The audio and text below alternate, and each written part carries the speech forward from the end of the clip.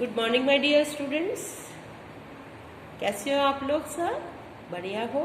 Today's our lesson is India's her past and future. मतलब भारतवर्ष का पास्ट क्या था और आने वाला जो वर्तमान भविष्य है वो कैसा होगा, फ्यूचर कैसा होगा।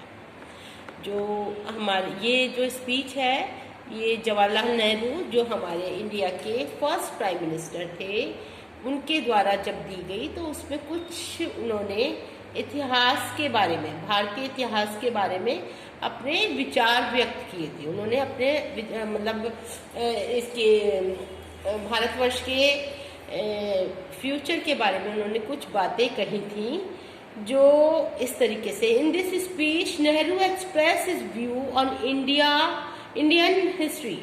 He also tells about her dream of future. उन्होंने जो है इंडिया की जो हिस्ट्री थी, जो इतिहास था उसको बताया, और जो उनका ड्रीम था, मतलब जो उनका एक सपना था आने वाले भारत के लिए, उसको भी बताया।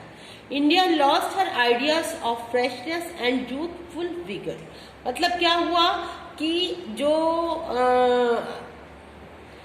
अभी का जो भारत था उसके विचारों में जो एक ताजगी थी। उस टाइम जैसे हमें स्वतंत्रता मिली थी तो चारों तरफ का जो माहौल था वो बहुत ही ज़्यादा एक तरह से स्ट्रेसफुल था, क्योंकि बहुत कठिनाइयों के बाद हमें स्वतंत्रता मिल पाई थी।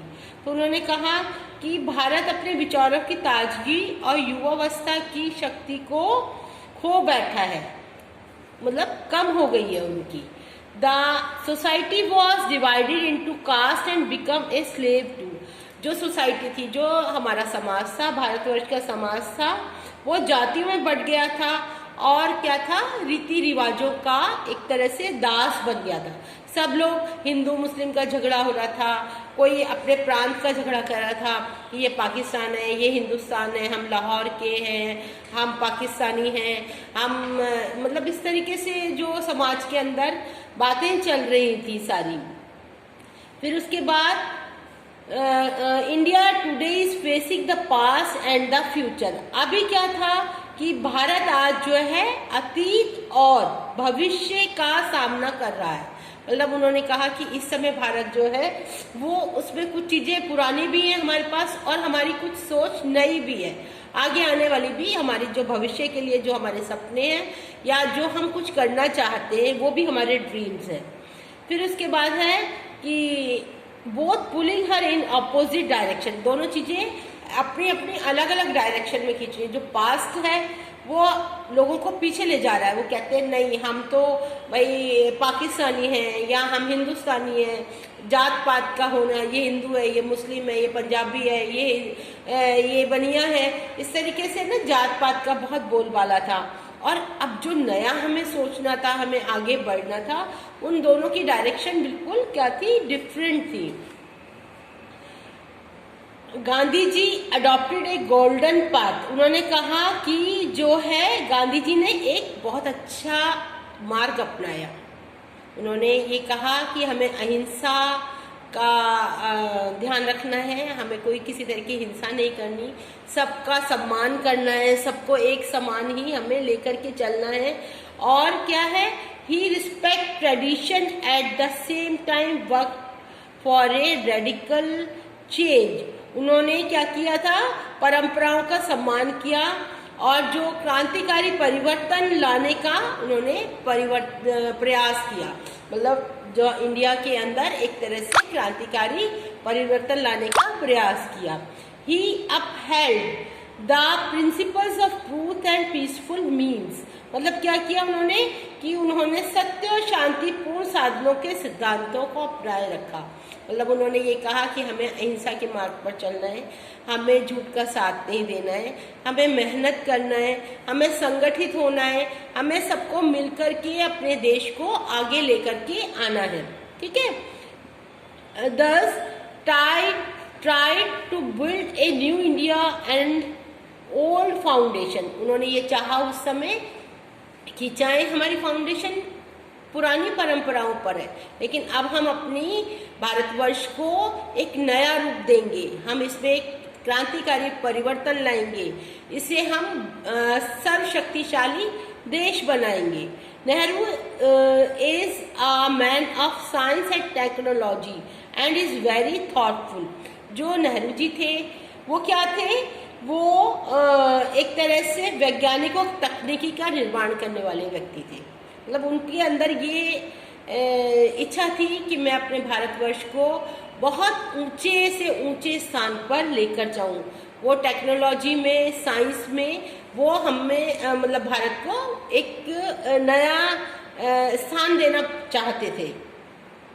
उनका जो मेन जो मकसद था कि वो ये चाहते थे कि जो हमारा भारतवर्ष है और जो मेरे नागरिक हैं वो दुनिया में किसी से कम ना रहें, बल्कि भारतवर्ष का नाम दुनिया में एक तरह से स्वर्ण अक्षरों में आए और सबसे ऊंचा देश जो है भारतवर्ष बने।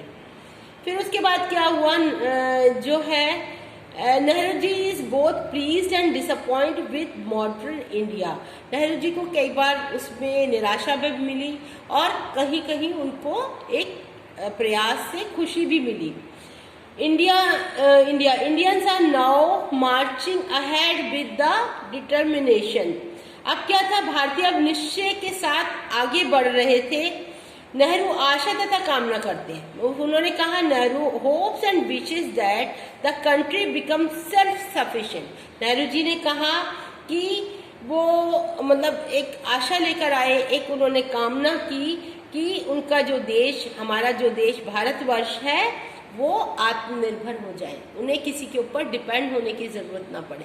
वो अपने कृषि के क्षेत्र में, साइंस टेक्नोलॉजी के क्षेत्र में एक अपना एक स्थान बनाए, जिससे वो अपनी जितनी हमारी ज़रूरतें हैं वो हम अपने देश में ही पूरी कर सकें। हमें किसी के आगे कुछ मांगने की या उससे कुछ लेने की ज़रूरत ना पड़े। ठीक है। The masses should stop fighting in the name of religion और कास्ट। उन्होंने कहा कि लोग धर्म और जाति के नाम पर जो झगड़े कर रहे हैं वो जो है बंद कर दें।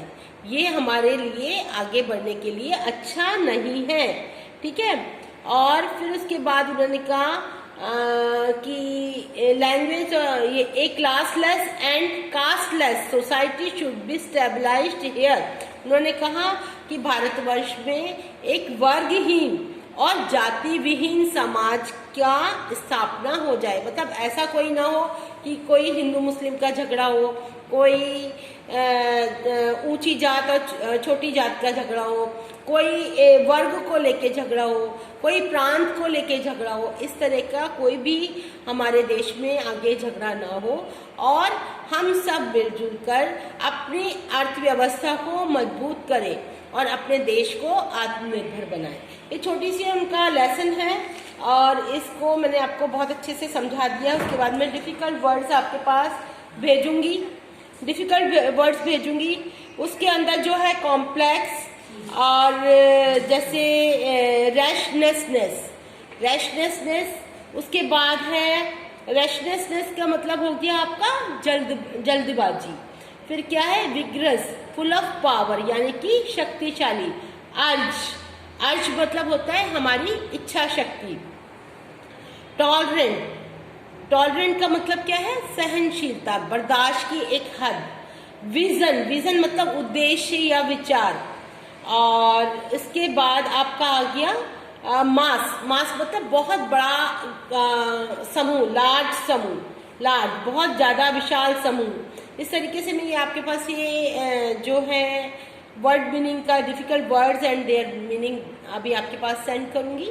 आप लेसन को अच्छे से पढ़ो, समरी को समझो और इसको जो है मतलब इसके क्वेश्चन आंसर्स जो हैं पैसेज 1 के, उसको पैसेज को पढ़ के उसके अंदर ही आपको पता है सारे क्वेश्चंस आपको मिल जाते हैं। फिर भी मैं आपको ये थोड़ा इसमें से करवा देती हूँ। व्हाट इन्फ्लुएंस इंडिया पावरफुली, किसने किया था इनको, जो वो क्या इन्फ्लुएंस था उसका।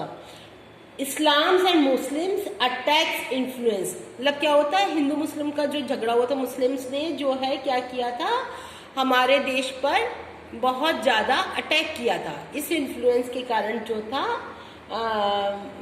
ये इंडिया पावरफुल होना बहुत ज़रूरी था। What happened when what was the result of the long struggle? Long struggle जब हुआ तो क्या हुआ?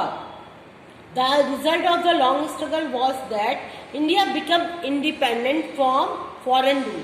अब जब स्ट्रगल हुआ, जब आपने देखा कि स्वतंत्रता संग्राम हुआ, तो हमारा देश जो है आज़ाद हो गया। जो ब्रिटिश रूल जो हमारे ऊपर कर रहे थे, जो ब्रिटिश शासन हमारे ऊपर एक तरह से हमारे पूरे देश पर कब्जा किए हुए बैठा था, तो स्वतंत्रता संग्राम के द्वारा भारतीयों ने उनको बाहर खदेड़ दिया। ठीक है, फिर उसके बाद है नेक्स्ट पैसेज 2 में, what is Nehru's wish for future. उनके नेहरू जी का विश क्या था? नेहरू जी चाहते थे कि जो है India future should be build on the foundation of past and present. जो पास्ट और प्रेजेंट के फाउंडेशन पर जो इंडिया है वो आपकी स्थिर बने। फिर उसके बाद है, can be apart from our past. हम अपने पास्ट का तो पार्ट नहीं बन सकते। No, we can not apart our self from the past because past is our root and root can be uprooted. ये आपको पैसेज इसमें से आपको करने हैं 5 मिनट बाद। फिर ठीक है, फिर उसके बाद हम चलते हैं इसके अंदर। ये आ गया आपका जो है इंटेक्स क्वेश्चन 17.3। इसमें आपको पॉजिटिव ट्रेंड्स देखने, होप का, जैसे remarkable advances, adopt a new spirit.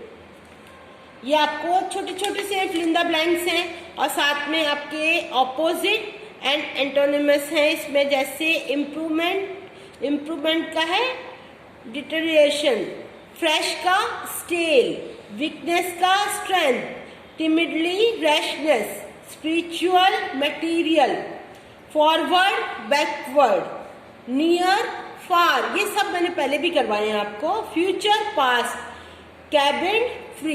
ये आपको लर्न करने इसमें से, इसमें आपको लर्न करने पड़ेंगे, कॉपी में लिखना पड़ेगा। इसके बाद में ये जो सेकंड है इसका एक्सरसाइज 2 भी आपको करनी है, कॉपी के अंदर ही आप करोगे। उसके बाद आपको ये ग्रामर पोर्शन जो है रिवर गंगा, तो इसमें आपको सिंपल प्रेजेंट टेंस में कन्वर्ट करना है और प्रेजेंट कॉन्टिन्यूस में कन्वर्ट करना है।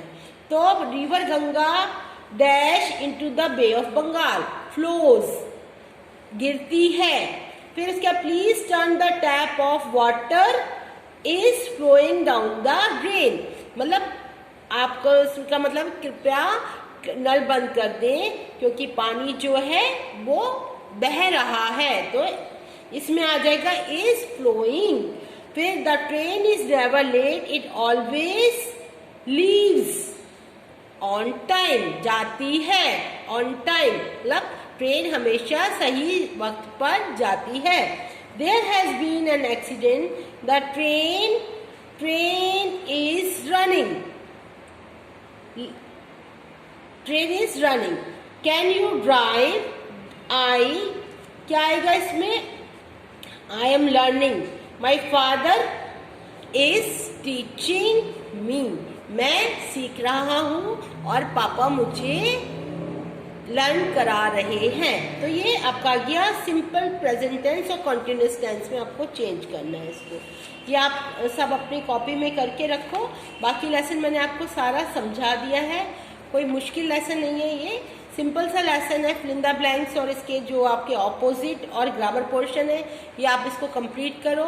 पैसेज के क्वेश्चन आंसर अपनी कॉपी में लिखो, पैसेज में से ही आपको क्वेश्चन आंसर मिल जाते हैं।